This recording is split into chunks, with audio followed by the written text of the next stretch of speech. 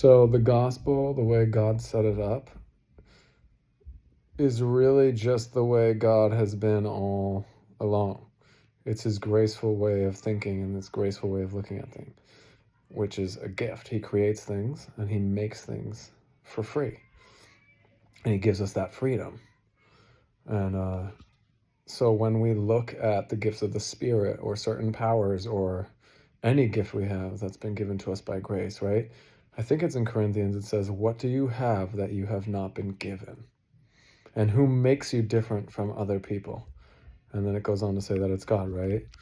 So my point is, when we treat things in a way like they're not a gift, like we earn them and all this stuff, that's where pride comes from. It's a very legalistic perspective that the flesh always wants to go by.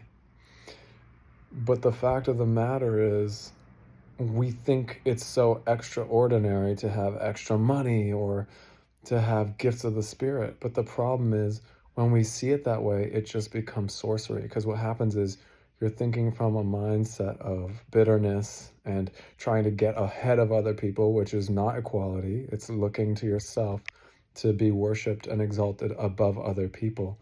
And so ultimately, even the gifts of the Spirit, if you want them for recognition or fame or anything like that, you're looking at it inaccurately and it just becomes like sorcery.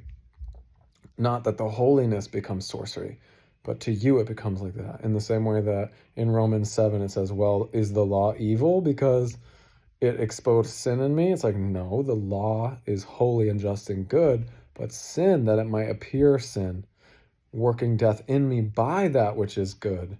You know what I mean? So we're dead to that so that we can see things as a gift.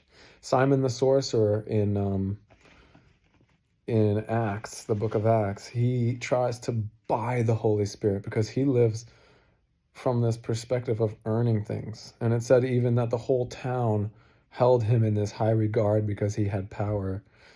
And when you realize what they said to him, they said, "We perceive that you're in the gall of bitterness." So it's ultimately pain that happens to you, and then you become bitter, and then you believe that in order to have any value, you have to be better than other people.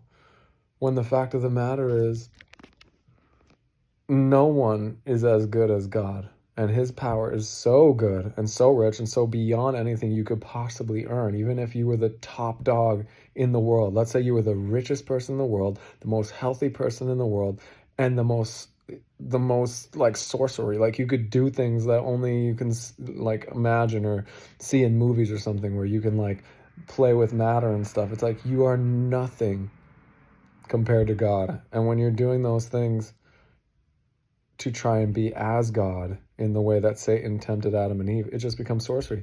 But when you see it through humility, it's more like just using your arm. You don't look at your arm and go, "I know how to use my arm. I'm better than every other human because I know I have arms."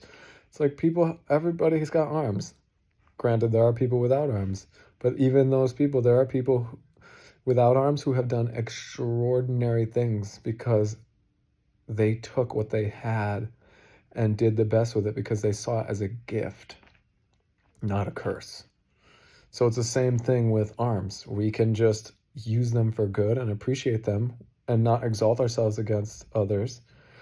Or we can see, and we can see that God's grace and his Spirit and his spiritual gifts are the same. They're just a gift.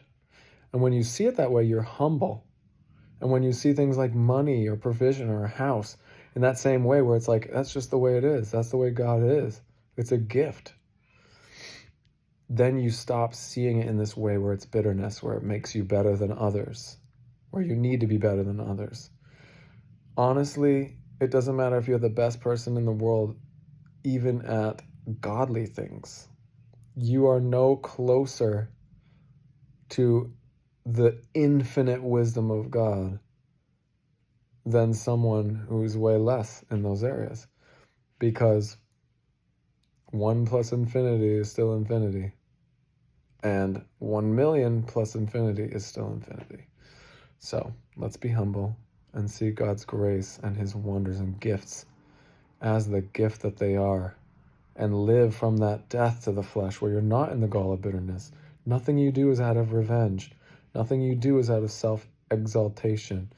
And nothing you do is to glorify the natural things that God gives to everyone freely above other people, to make it look like you're better than them because you have something that's free for you and them. So,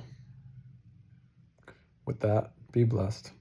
All that sorcery and stuff, it's a way of thinking as well. You can use words and any talent you have to manipulate people to get what you want because you're so afraid of not getting what you want, because your desires are things that are temporary in the flesh and they're dead and they can't give you life. Even the law of God can't give life. Otherwise, Jesus didn't have to die. So my point is, Jesus gives us value. Jesus gives us life. Don't use your talents out of the fear of death. Use your gifts to glorify God and exalt others in humility.